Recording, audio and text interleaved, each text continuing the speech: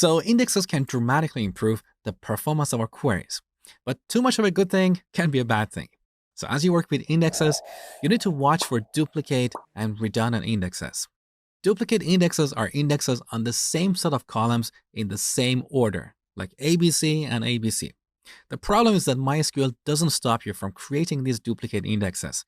It will maintain each duplicate index separately. Sometimes you can create duplicate indexes without being aware of it. This often happens when someone creates an index without looking at the existing indexes. So, as a best practice, always check the existing indexes before creating a new one. Redundant indexes are a little bit different. If you have an index on two columns like A and B, and then create another index on column A, that is considered redundant, because the former index can also optimize the queries that work with column A. However, if you create an index on columns B and A, or just column B, that is not redundant, because these indexes satisfy different queries.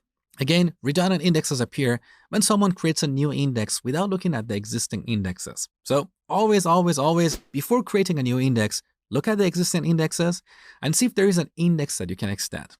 So index maintenance is very important. Make sure to drop, duplicate, redundant, as well as unused indexes.